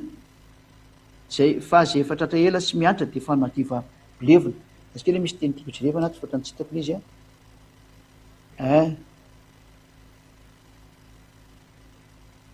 zay zany hoe manao amin'le fanekena vaovao izy zany dia hoe tsy ho apetraka intsony ny fanekena taloha fa ny fanekena vaovao, fa izao no fanekena aminy. Zay le voalazan'ny ten'Andriamanitra teo avetika kena tsara le tamin'ny voalohany hoe fa raha tsy nanantsiny zany fanekena voalohany zany dia tsy manisy fitoerana ho atadiavina ho amin'ny faharoa. Nanantsiny le voalohany zany dia esorina amin'izay izy ny dikan'izay. Ary eny amin'ny tenin'Andriamanitra ankay moa dia hoe raha tsisy fahatsininy zany dia tsisy fitoerana ho an'ny faharoa. Aiza moa izay teny izay ndreo vakiko kely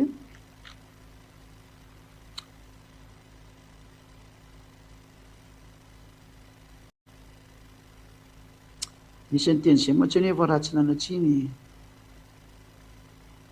izany fanekena zany dia tsy misy fitoerana ho an'ny dia aiza moa izy teo.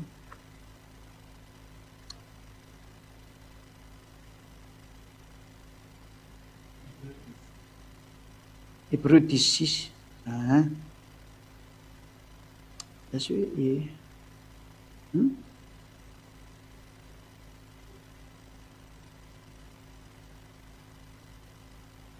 zay Hébreux 10:8 Hébreux 10:8 rehefa nolazainy hoe tadiovakiko eto ilay izy aleo ato ato lasa oziny hoe io ve mazay mijery amin'le télé dia tsy andeha mamaky anazery ohatra lasa maika be tampoka ny tena mariny zay ao ataoko miadana indray. Hébreux 10:8 ka hatrany amin'izay efa rany 14 zany angambany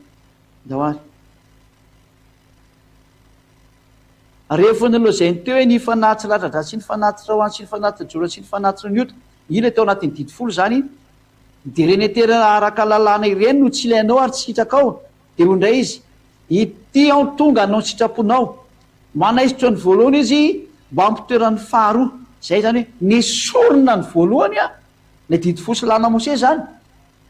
dia tsy azo anapina tsy azo nesorina. Rehefa nesorina zany ny fisoronana rava daholo ny didifolo sy lana mose izy ny dikan'izay satria tsy azo sarahany reo ka raha matoa nesorina ny fisoronana miala daholo miara-maty hatrany amin'ny didifolo sy lana mose. Mbola tenin'Andriamanitra keo fa milaza fa maty amintsika le didifolo fa fanazavana fotsiny ity manaisitra ny voalohany izy mba mitoerana ny faharoa.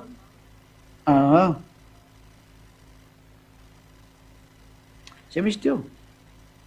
teny izay mihitsy inasika hoe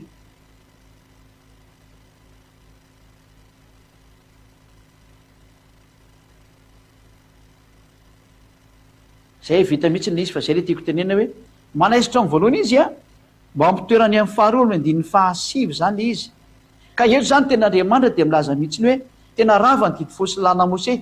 Ozy nareo hoe fisoronana ange io teneny io ka ny fisoronana ange anatin'ny lalàna mose lovaka itsika indray ary zay ary lalàna mose fa tratran'le didy hoe tsy azo anampiana tsy azo nesorana vo ny vakitsika teo zay Levitikos 2:20 zao vakitsika Levitikos 2:20 hoe dia ny andininy fafaraparany ihany ny jerevantsika zao vakitsika amin'noko andininy 9:20 ka hatrany andininy 7:30 any ity lalàna fisoronana ity Levitikos 16 manomboka amin'ny 26 ka hatrany amin'ny 34 hoe ity lalàna fisoronana zay tsy azo anampiana tsy azo nesorana ao anatin'ny lalàna mose io ary lay mandeha andeha tosika lavidafa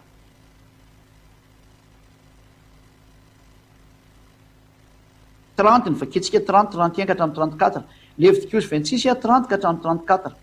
fa amin'izany andro izany anaovana fatana votana ho anareo hanadiovana anareo ka ho madio afaka amin'ny fahotanareo rehetra eo anatreny avay anareo 31 dia 32 ary ny mpisorona zay hosorona sy tokony mpisorona hisolony rainy dia anao fanavotana ary hitafiny fitafiana rongofotsy izy dia ny fitafiana masina dia anao fanavotana ho amin'ny fitoerana masina izy ho any tranolay feona sy ny alitara sy ny mpisorona ary ny olona rehetra amin'ny fiangonana ary lana mandrak'izay ho anareo zany hanaovana fanavotana ho an'ny Israely indray mandeha isa-taona hanafany fahotany dia nataony Arona araka ny zay efa nanodiny Mosia anazy. Eto zany hoe misy zavatra atao isa-taona fanafana fahotana, iny izy io dia mamaly an'izay ary ny 120.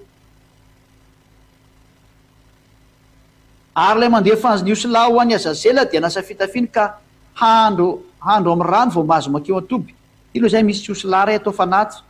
ary ny vatotrombo ilay natao fanatsy ny ota sy ny osila natao fanatsy ny ota zay efa nampidirina atao fitoerana masina ny rany anaovana atao fanavotana dia hoentina mivoaka ho eny amin'ny ivelan'ny afo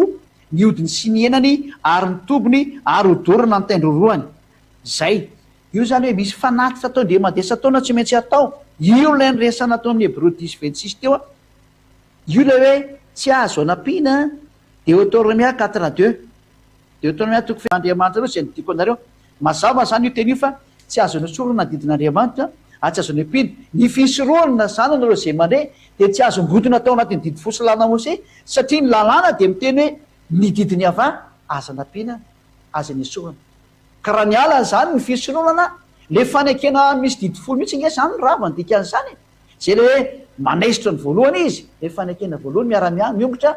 mba ampitoerany an'le faharoa le fanekena faharoa zay le hoe rava ny didy fosy lalàna Mose potika iny miaraka amin'ny fisoroana fa miditra kosa ny fanekena vaovao a misy ny fisoroana ny Yehosoa lasa mpisorona ny eo amin'ny Yehosoa satria olona masina izy a zay ny atao amin'ny Yehosoa fanekena vaovao ary zay fanekena vaovao zao izy zay arahana amin'ny Yehosoa zao zay toriko aminareo zao rava ny didy fosy lalàna Mose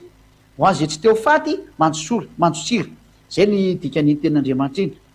E misy indray ny fanontaniana ahoana zany lay fitenin'ny olona fa manamafy ny didy folo natongavany Yehosoa hoe Matthieu zay le Matthieu 5:18 am'le hoe tsy tonga ny rava fa natanteraka dia iny ny dikan'izay hoe manamafy ny didy folo zay dia efa nazavaiko teo fa tsy manamafy ny didy folo mihitsy le teny fa ny zavatra nisy ara nandrava didy folo ny nataony fa ny dikan'iny teny dia tsy manamafy didy folo fa ilay teny milaza azy ao amin'ny salamo sy ny lalàna ary ny mpaminany zay no mitanterahany zay. Ohatra lay hoe ny anaran'ny Yehosoa dia nivoaka araka ny tenen'ny Mose anazy. Ohatra tsy misy hotapahana ny taola bany amin'ny lalàna Mose misy an'izay. Ny eo ampaminany kosa dia misy an'ry lay teny nisy ampaminany hoe zaza no teraka ao antsika ao Betlehema ny Jody no teraka eo zanak'Andriamanitra io any amin'ny boky ny Mika zany rehetra zany zany anisan'ny tenin'ny mpaminany ary izy dia no ampijaina sy hovolona noho ny amin'ny fahotantsika boky nisy andray misy an'izay reny le milaza amin'ny salamo ny eo ampaminany azafady. Ny eo amin'ny salamo kosa dia le hoe ary dia nanaovany filokana ny lambako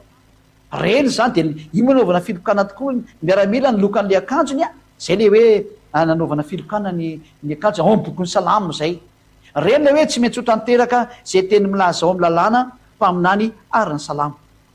Dia matoika fa ohatsika rehetra zay nandeha fandefana marina tena mazava tsara ny fanazavana teo a araka zay nataony Ziadia.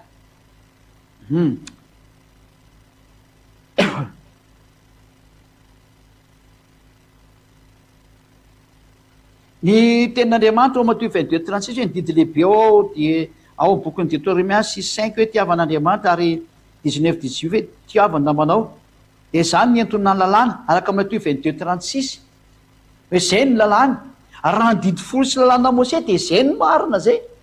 fa Yehosoa tsy nampitandrina didy folo sy lalàna Mose fa nanazava ny hevitry ny boky lalàna Mose izy hoe lehibe ao nkeo dia resaka fitiavany hoe tiavy io Andriamanitra io dia tiavy ny namanao zay ny didy lehibe ao fa tsy nisy ny teny hoe dia tandremo io didy io any rehefa hiaraka aminazy fa ho an'ny olona ao Israela zay mbola mipetraka ao amin'ny didy folo ka mbola tsy vita Kalvari. Ny atao hoe Kalvari ao tsy malala dia lay hoe mbola tsy niantona teo amin'ny tsy fijaliana io zanak'Andriamanitra io ka maty teo a nandatsaka ny rano anao. Raha mbola tsy maty teo zanak'Andriamanitra io a dia mbola mitombona ny didy folo sy lalàna Mose ho an'ny zanak'Israely. Fa rehefa maty kosa ny Yehosoa dia tsy mitombona intsony iny a fa manaraka ny Yehosoa amin'izay ny fahendreny satria rava ny didy folo dia tsy mitombona intsony Matthieu 22:36 rehefa mipetraka Kalvari ka dia rava automatika ireny. Iany hoe fanekena taloha miala fa miditra amin'ny fanekena vaovao Yehosoa amin'izay ary natokana ho an'ny jentilisa mihitsy ny fanekena vaovao mena ny jentilisa izy zay le hoe torio any amin'izao tontolo izao ny filazantsara ka mazava ho azy fa Yehosoa le toriana miaraka amin'ny lalàna ny Yehosoa ary raha voarava ny fisorohana dia rava ny fanaikena taloha dikan'izay rava ny didy fosilana mose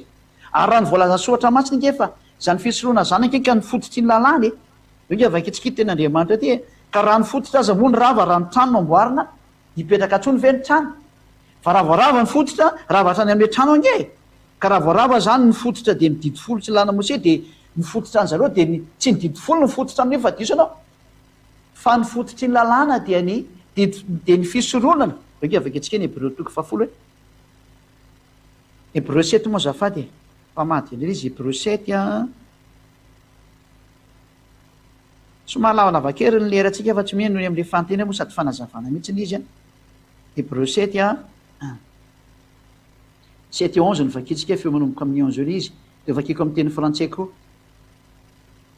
hébreu 7 11 koa raha nisy fanatanterahana tamin'ny fisorohana ny levy zany hoe moa ve natanteraka ny fisorohana ny levy na afaka olona tamin'ny fahotana ve ny dikan'izany zay dikany hoe fanatanterahana hoe tanteraka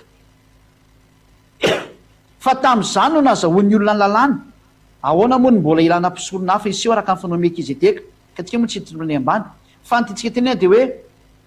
tamin'izany no nazahoan'ny olona ny lalàna zany hoe raha tsy misy zany ny fisorohana ny levy a tsy nivoaka io lalàna mose sy ny didy folo io zany hoe ny fototry ny lalàna ny mena ny zanak'israely io zany a dia tsy ny didy folo araka ny eritreretinareo fa ny fisorohana ny fototra an'io vakitsika amin'ny teny frantsay indray zay vadindritra hébreu 7 a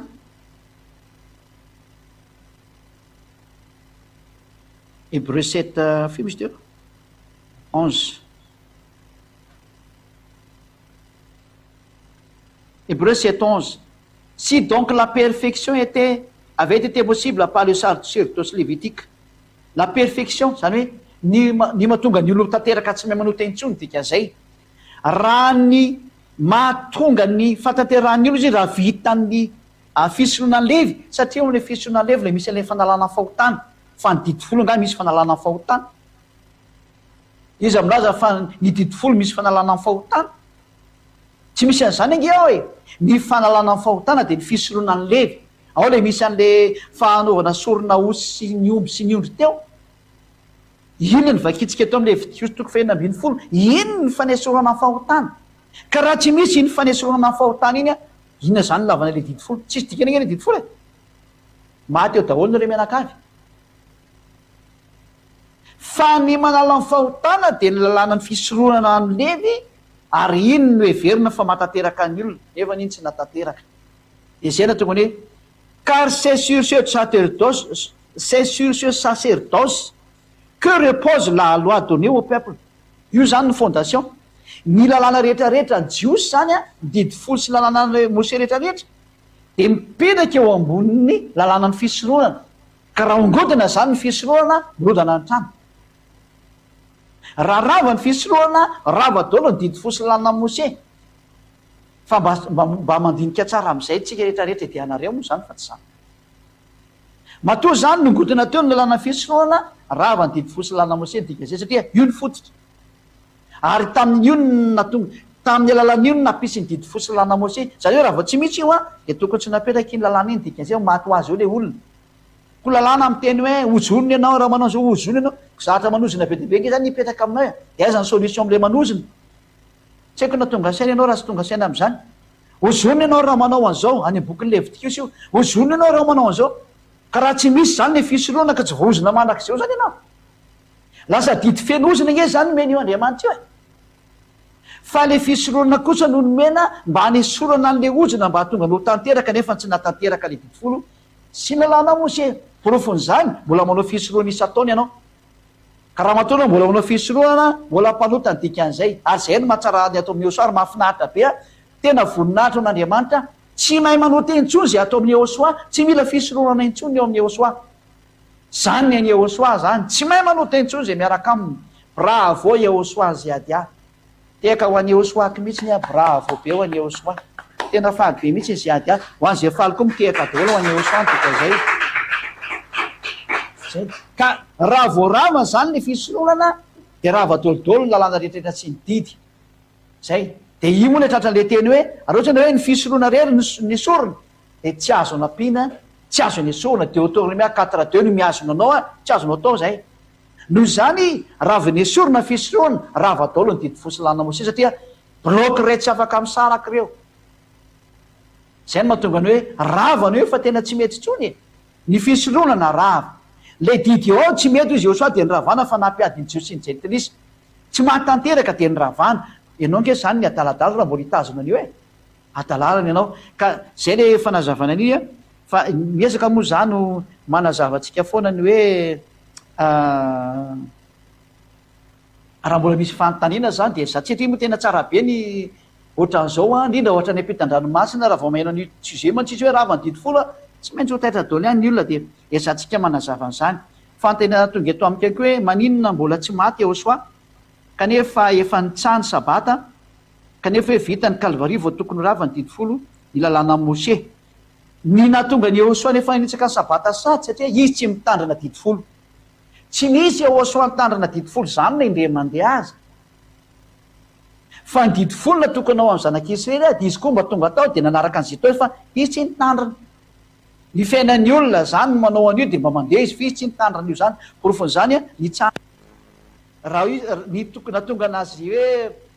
nitsaka ny sabata nefa mbola tsy maty akoriny izy a de midikany iny a izy tsy nandeha tao anatin'io didy folo io zay ny marina tam'le izy fa raha nitandrina didy folo izy a de tokony nananja sabata fa zany ny profa na eosoera tsy nitandrina sabata zany tsy nitandrina didy folo zany izy efa tonga tety ary lazana amin'ireo olombelona rehetra fa tsy nitandrina sabata sy didy folo zany io zanak'andriamanitra io araka ny zatra hita sarotsitry ko ny sabata mihitsy nery izy no nampibata olona tamin'ny andro sabata oke vakitsika zay teny zay rika hatramin'ny bokyny jeremia tsy azo atao nge zany e jeremia toko fafito ambin'ny folo a jeremia 17:21 oke notsika ty teny ty e jeremia 17:21 zatra fady mihitsy ngena mpanaovany eosoa io e jeremia 17:21 vakitsika etrehtra ohatsika ny tokantrano jeremia 17:21 ka hatramin'ny 22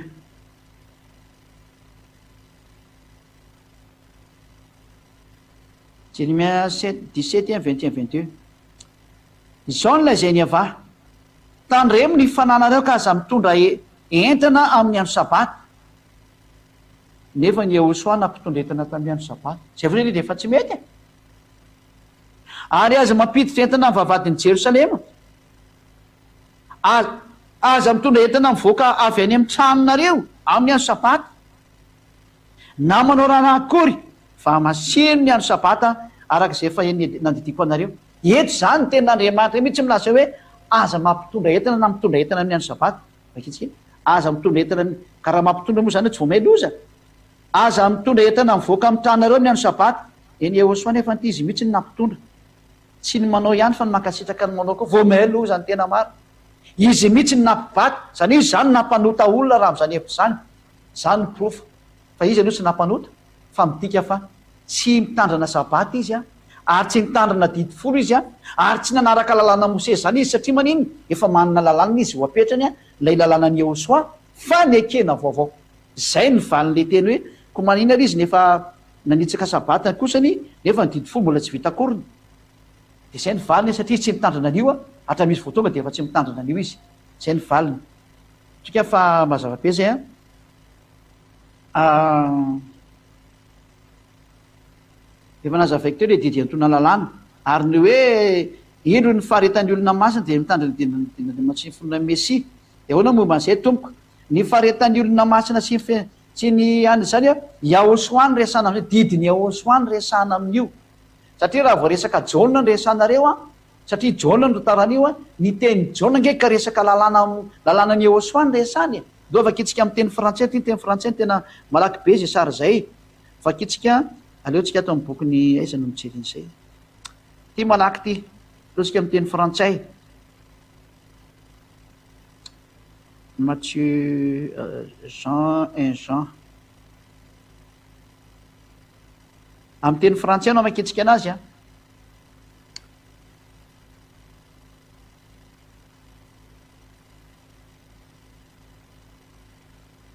Jean chapitre 1 aiza moa zany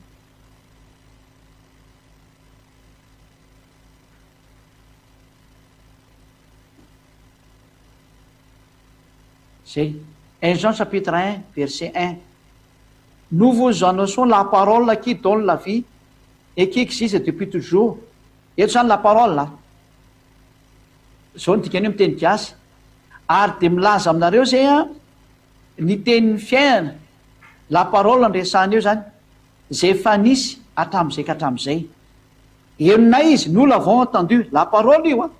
nous l'avons vu de nos yeux hitan'ny masonay io ka ity parole ty zany sady henon'ny sofiny ary henon'ny masony. Nous l'avons regardé avec attention ary de nibanjin'ny masonay mihitsy ny izy. Ampidirina kely ringa matekinisana fa ahoana tsy ampidirina reo izy.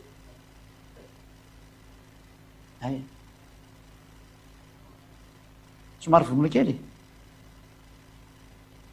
zay ahoary ao rehefa nous vous annonçons la parole qui donne la vie. Lazaina aminareo ny teny zay manome fiainana et qui existe depuis toujours ary zay efa nisy afatra amin'izay. Ity teny fiainana ity zany nozarainy aminareo zay ny tenin'Andriamanitra eto zany. Inona l'izy? Zao ity teny ity la parole. Mariko io fa io la parole io de metsika namena anareo ny valiny fa tsy izako io parole io fa Yahosoa papakitsika kely aloha ary bonne nouvelle selon Jean chapitre 1. Voilà la parole. Inotsika tsara ny teniny. Au commencement, la parole existait déjà. Io zany la parole. La parole était avec Dieu. Io teny io zany de avec Dieu. Io tamin'ny voalohany de ny teny de efa n'existe, efa nisy. Ny teny de tao amin'Andriamanitra. La parole était avec Dieu et la parole était Dieu. Ary ny teny de Andriamanitra. Au commencement, la parole était avec Dieu. Tamin'ny voalohany e io parole na io teny io de tao amin'Andriamanitra. Zay. Andininy 14 am'izay jerevantsika.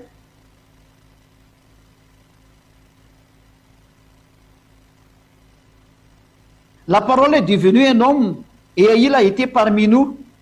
Ary io parole io na io teny io de tonga tamin'ny olona lasa olona ary ny olona niaraka tamintsika izy. Nous avons vu sa gloire, hitanay ny voninahiny. Cette gloire, il la reçoit du Père. Ary zany voninahiny zany de ndraisiny tamin'ny dadany. Zay. Zany hoe la parole resantsika eto zany de Yahosoa, lay teny tonga nofo. Voilà, dao izy tsy am'izay tsika rika hatramin'ny Jean chapitre 1 efa azonao nietreritra zany fa resaka teny Yahosoa ty resana amin'ny parole ty. 1 Jean chapitre 1 verset 1. Nous vous annonçons la parole qui donne la vie. De lazaina aminareo ary lay teny zay mitondra fiainana. Qui existe depuis toujours, toy amin'le tarialoha ihany, toy amin'le Jean chapitre 1 verset ihany. Zay efa nisy hatramin'izay ka hatramin'izay. Nitsika kelinay zay ndao aloha vonotsika. Ao. Zay. Ho an'izay mijery moa zany ina le sary teo sariny vady Ziadia iny. Fa de misy gagy hoe izy io sarina vehivavy anaty téléphone hoe. Sariny vady Ziadia iny. Zay. Nous vous annonçons la parole qui donne la vie. De ambaranay aminareo ny teny zay manome fiainana. Et qui existe depuis toujours. Ary zay nisy efa hatramin'izay ka hatramin'izay. Nous l'avons entendu. Hitanay io parole io, na io teny io. Hitanay io. Nous l'avons vu de nos yeux. Hitan'ny masonay io, ka Yahosoa miresahana io. Nous l'avons regardé avec attention. Ary de nibanjininay mihitsy izy miaraka amin'ny fitandremanay mihitsy raha ataontsika isotra zay zany. Nous l'avons touché de nos mains. Raisinay tamin'ny tananay io. Dika zany didy folo ve ho raisina amin'ny tanana. Hoe nifandray tanana tamin'ny didy folo zany.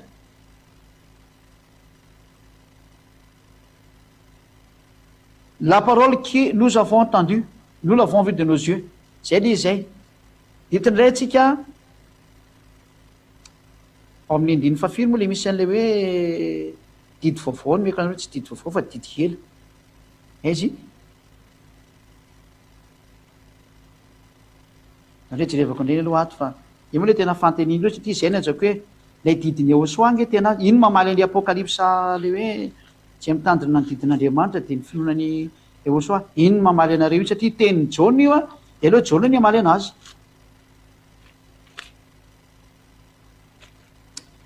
Aiza moa izy iny rakizy. Hoe didy vaovao ny meko anareo de tsy didy vaovao ny meko anareo fa didy ela.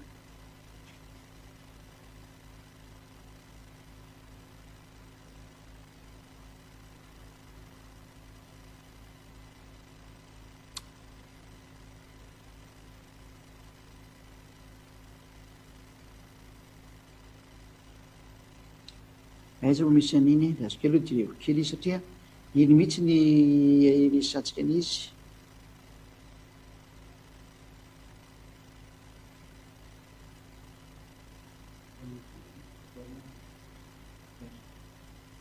Jaune voalohany toko faharoa, andiny fafito, 2:7 ie io mihitsy n'izy. 1 Jean 2:7 am'izay ny vakitsika zany. 1 Jean chapitre 2 verset 7. Voilà. Ty zany nijerevantsika le hoe didiny Eosoangy io resany io e. 1 Jean chapitre 2 verset 7. Verset 7.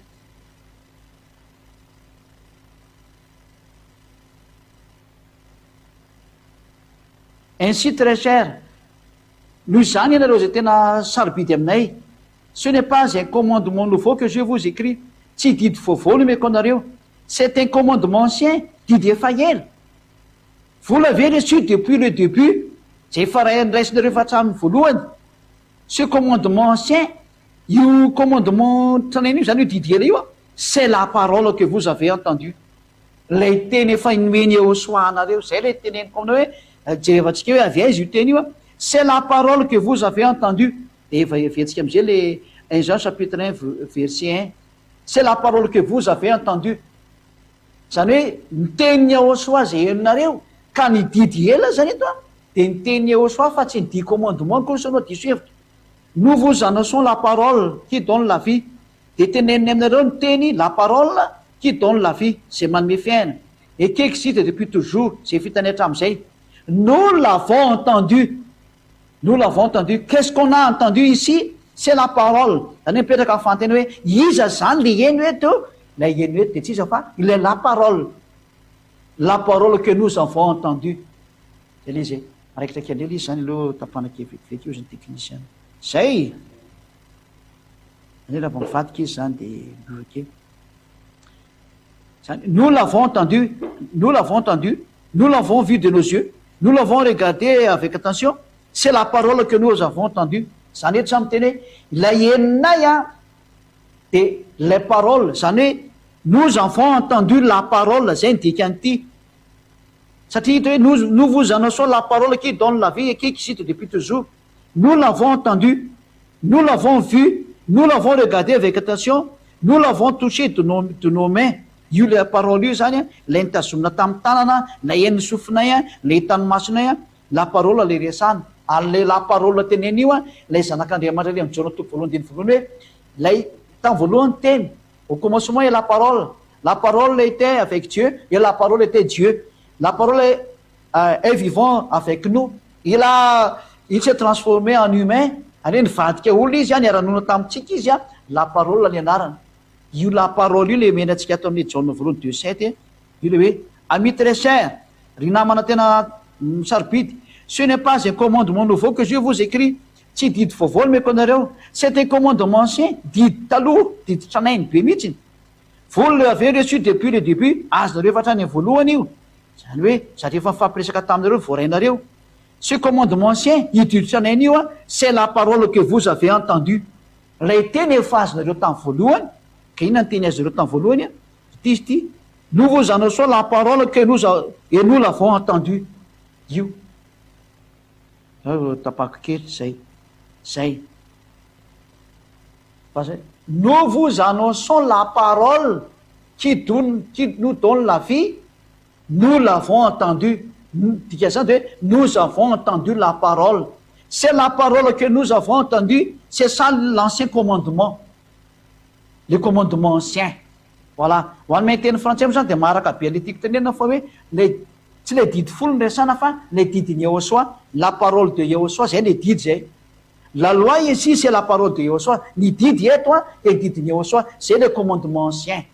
Raha nanaraka tsara nyteniko reo didinareo, de reo vakeo amin'ny teny frantsay dia mazava be fa lay parole teneny eto ny atao hoe commandement ancien, la parole de Yehoshua c'est le commandement ancien. Zany hoe ny teny Yehoshua no lay didy taloha, ary tsy iza koa le la parole fa le Yehoshua ny atao hoe la parole.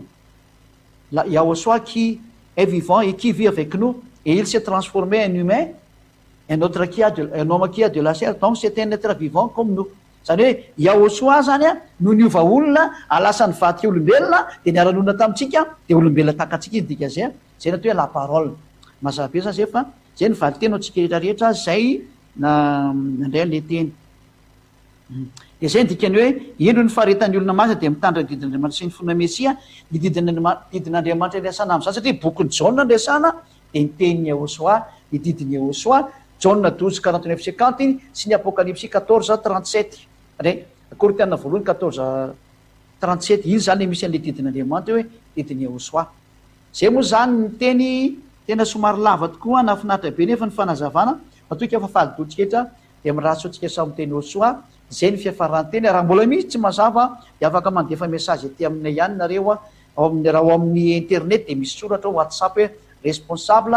dia le façon ny fanontaniana fa hovaliany zay aty amin'ny fomba rehetra zay mahafaly anareo. Ny antony dia antsoina daholo ny olombelona rehetra maneran-tany anatiny ny Yehoshua amin'izay indrindra fa ny étranger ianareo vahiny mirasonareo tonga soa ty amin'ny Yehoshua dia nasoaly taontsika iariva afaka atsika.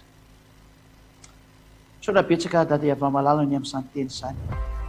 Misaotra betsaka ny amin'ny fampianarana, misaotra betsaka ny amin'ny teny fiainana, misaotra betsaka ny amin'ny fanazavana.